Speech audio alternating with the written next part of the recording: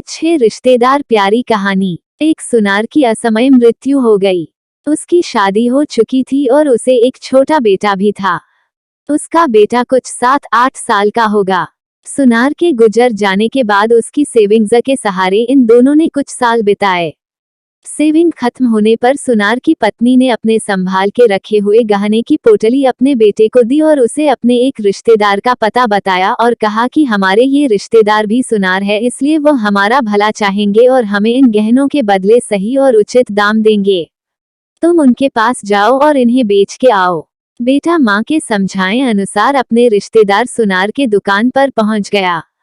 गहनों की पोटली उन्हें देते हुए सारी घटना बताई और सुनार के जवाब का इंतजार करने लगा। रिश्तेदार सुनार ने थोड़ी देर तक गहनों का अच्छी तरह से निरीक्षण किया और उन्हें वापस पोटली में रख दिया।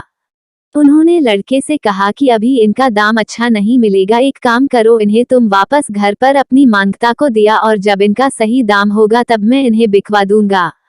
रही तुम्हारे खर्चे की बात तो तुम मेरे यहाँ पर मदद करने आ जाओ, तुम्हारे पढ़ाई का और घर का खर्चा मैं संभाल लूंगा।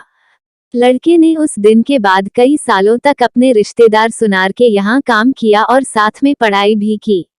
यहाँ पर काम करते करते वह सारा काम भी सीख गया और सोने चांदी को परखना भी। एक दिन सुनार ने लड़के से कहा, अब सही दाम है, इसलिए तुम वह गहनों की पोटली लेकर आओ। लड़के ने घर जाकर अपनी माँ से वो गहनों की पोटली मांगी, क्योंकि वह अब सोने चांदी को अच्छे से परखना जानता था, इसलिए उसने एक बार तसल्ली के लिए गहने पोटली से निकाल कर देखे। उसे बहुत आश्चर्य हुआ क्योंकि सारे के सारे गहने नकली थे। वह निराश होकर सुनार की दुकान पर पहुंचा। उसने जाते ही सुनार से प्रश्न किया, आपने मुझे तभी क्यों नहीं बताया कि गहने नकली है? सुनार ने कहा कि घर में तब तुम्हें गहनों की सच्चाई बताता तो शायद तुम लोगों को लगता कि तुम्हारे बुरे समय की वजह से मैं तुम्हारा फायदा उठाना चाहता हूँ, इसलिए गहनों को नकली बताकर तुम्हारी मदद नहीं करना चाहता या उन्हें हड़प लेना चाहता हूँ।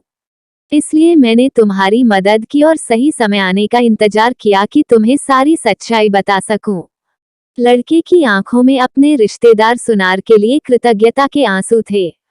उसने उन्हें धन्यवाद दिया और उनके पैर छुए। दोस्तों, हम में से कई लोग कहते हैं कि रिश्तेदार मतलबी होते हैं या रिश्तेदार हमारे काम कभी नहीं आते। माना कि सभी रिश्तेदार इस सुनार की तरह नहीं होते, लेकिन सभी रिश्तेदार मतलबी भी नहीं होते। हम अपने रिश्तेदारों के लिए खुद अच्छे रिश्तेदार बनेंगे, तभी तो हमें दूसरों से भी अच्छाई मिलेगी।